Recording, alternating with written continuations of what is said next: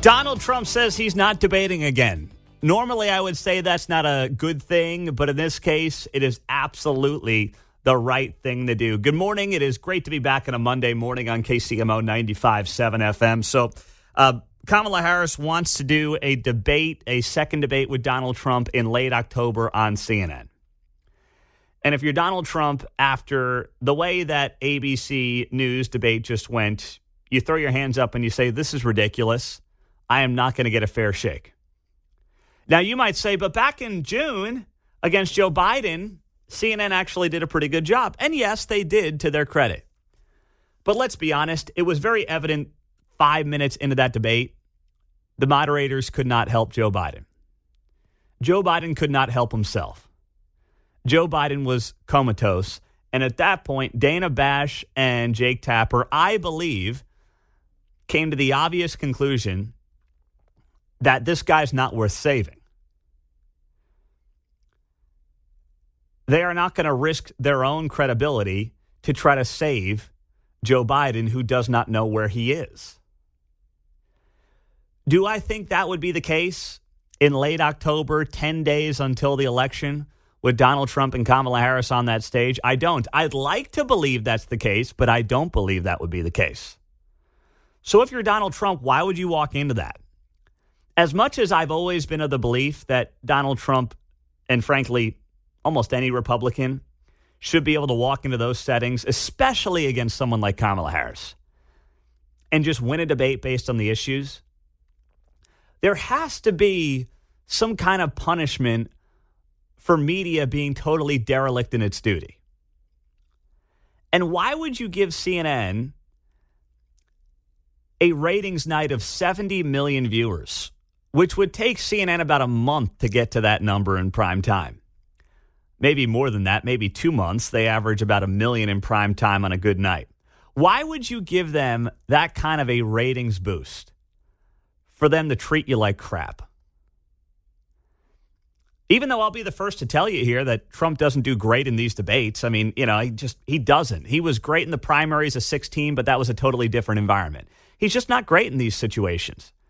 He lacks nuance and detail and misses moments and gets caught up in the nonsense. And frankly, it's been true for most of the general election debates between 16, 20, and now 24.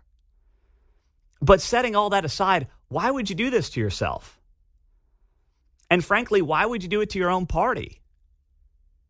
He should not do this debate.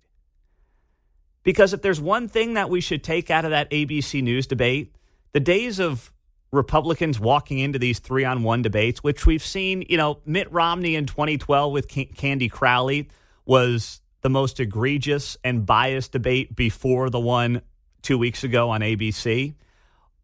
When do you say enough's enough? And then also, what does it say that Kamala Harris is begging for a debate in late October? It means that maybe some of the polling that suggested that she's going to run to a landslide victory is, not actually true. If you're the one begging for the debate, you're probably the one who is trailing. You're probably the one who needs the moment. So clearly there are internal polls that show that Kamala Harris is not in a great spot, no matter what you see being put out there in the media. So Donald Trump at one of his rallies over the weekend said this about a debate rematch with Kamala Harris. ABC was 3-on-1, but I was given credit for having done a very, very good job. I appreciate that. We did a great job. It was 3-on-1. The problem with another debate is that it's just too late. Voting has already started. She's had her chance to do it with Fox. Fox invited us on, and I waited, and they turned it down. But now she wants to do a debate right before the election with CNN because she's losing badly. It's like a fighter. She sees the pulse. She sees what's happening. She's losing badly, but it's like a fighter who goes into the ring and gets knocked out. The first thing he says is, I want a rematch. I want a rematch. I want a rematch. Give me a rematch. All right. Well, if Donald Trump sticks to his guns, and he should stick to his guns, he should not give that rematch. He shouldn't. Now, he's wrong to say he won the first debate, but it doesn't matter. It didn't hurt him in the polls, and that's what I came on the air and said the morning after the debate. He didn't have a great night, but I was also convinced that he didn't really hurt himself in any kind of a major way. And that's what the polling continues to show. A new poll out this morning from the New York Times and Siena College shows Donald Trump up 5 points in Arizona, 4 points in Georgia, 2 points in North Carolina. If he's able to sweep those Sunbelt states, he's at 262 Electoral College votes. And then all he needs after that is either one of the following states: Michigan, Pennsylvania, or Wisconsin. And Donald Trump is back in the White House in January of 2025. That's all he needs at this point in time. So you just heard the commentary in the Fox News hit at the bottom of the hour, where Kamala Harris is talking about how the people deserve to hear more policy from herself and Donald Trump. You know, if I'm Donald Trump and that's going to be her approach to try to bait him into a second debate, I would simply say this. You can easily talk to the American people about your policy ideas. You don't need me to do that. I've been the president. Like, there's not a part of me, if I'm Donald Trump, that people don't know about. You haven't. And you have not done any press conferences. The interviews you do are with Oprah, for crying out loud. If you want to talk to the American people about policy, Kamala Harris, you can do it. You don't need me to do that. And by the way, the debate itself was not about policy. It was about her basically baiting Donald Trump to say ridiculous things, which, you know, unfortunately he did a couple of times. That's all that debate was about. Tell me one policy. Like, if you are someone who maybe has been on the fence or you're a big Kamala Harris fan, give me the policy ideas that you genuinely took out of that debate on her behalf. And try to do it without saying Donald Trump's name. Give me a solid, hardcore policy proposal and policy position that you took out of Kamala Harris's debate performance 2 weeks ago tomorrow. You won't be able to because it doesn't exist. This notion that, the American people deserve to hear from me. It's like, okay, please. They haven't heard from you in 6 weeks. You and Tim have done fewer media interviews than any presidential and vice presidential duo in modern American history. And you guys want to talk about being transparent and talking to the American people about policy? You have got to be kidding me. That's ridiculous. She's a real beauty. 913-408-7957. Let's go to Kansas City. Stephen is there. Hey, Stephen, good morning. Pete, a good Victory Monday. A good Chiefs Victory Monday. I tell you what, you are absolutely correct. Circle this day and write it down. Pete Mundo nailed it. Whoa! Talk about a bombshell. Listen. You just stole my thunder there. I was going to say she's running the Vibes campaign anyway. We're not going to get anything new out of this debate. It's going to be more word salads. I mean, I hate to say we have to sit on a lead, but I mean, Nate Silver has us at 58% to win in the Electoral College. I mean, if you look at what the Kamala people are talking about, they think they're going to cruise to victory and they're going to win a landslide. And they're going to be – a lot of their supporters are going to be severely disappointed when they wake up election morning.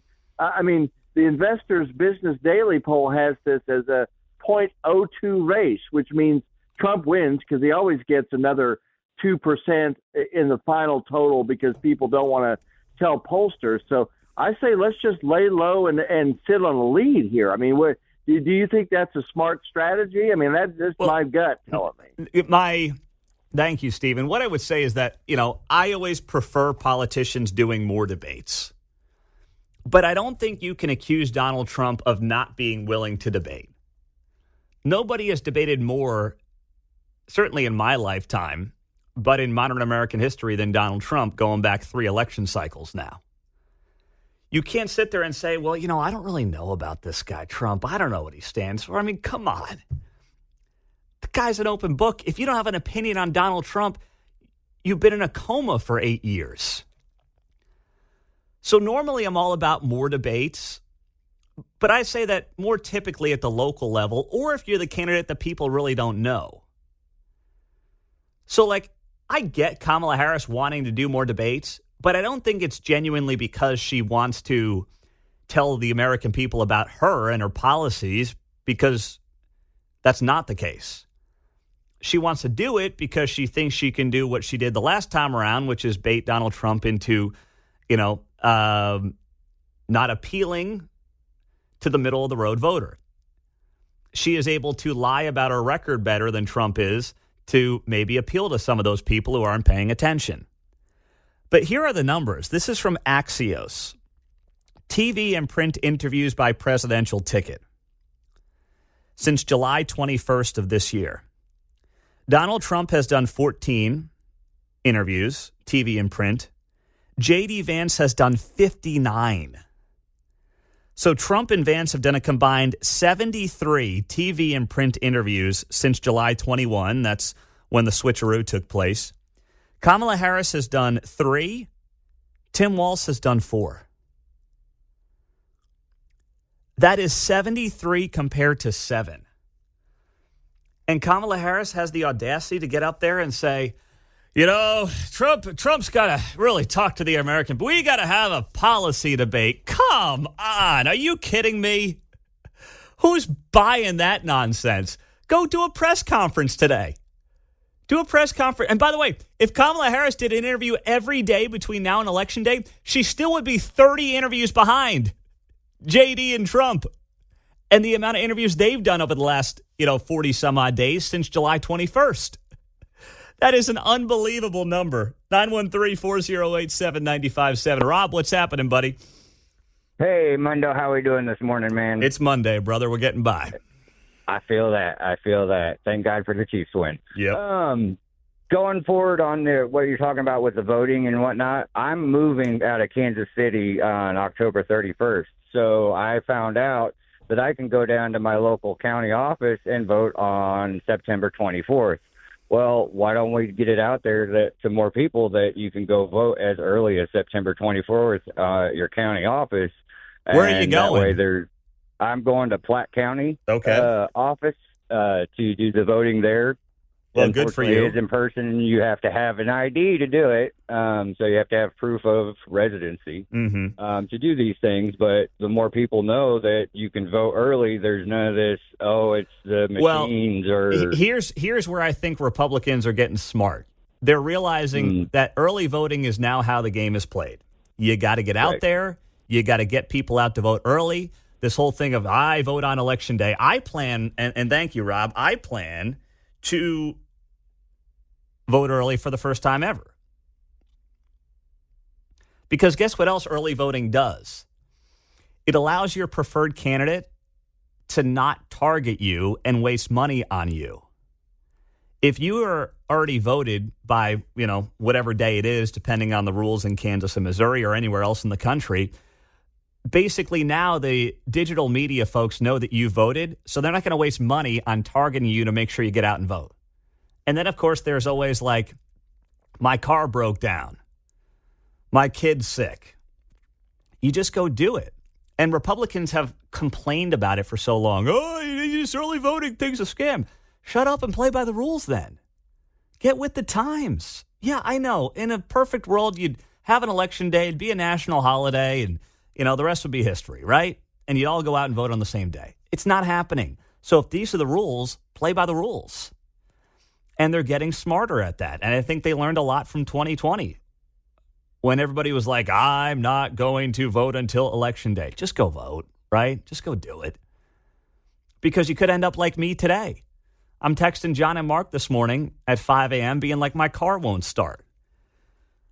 And my keys were in the ignition. So I don't know what happened this weekend. I have no idea. We had sick kid. Claire's got pneumonia. I don't know what's going on, and somehow I left the key in the ignition at some point this weekend, and then the car didn't start this morning. So now I got Kate's car, and the other ones are now sick, so it's, but that's life, right? Life gets in the way. And that can easily happen to anybody on Election Day. So just go early vote. And I think that, that's one of those strategies that Donald Trump and Republicans are starting to wise up to. 913-4087-957. Let's go to KCK. Steve, what's up? You know, Kamala Harris, it's never going to happen, but if she really wanted America to know her policies and honest talk about her policies, she could go on Fox News anytime she wanted to and tell America her policies. And that's what things Trump should bring up is like, if you can't even debate me on Fox News, how are you going to deal with Vladimir Putin, Xi Jinping, the world? That's a good point. And Fox News did have an open invitation, thank you very much, Steve, to do a debate. And by the way, I don't think Brett Baer and Martha McCallum would be in the tank for Donald Trump if you've seen them host debates before. They're actually, I know you're going to say I'm biased when I'm saying this, they're our partners, but genuinely fair and balanced on hosting a debate if you've seen them do it compared to some of their other colleagues across the media. But you're absolutely right, Steve. She could agree to that, and they probably would do a second debate.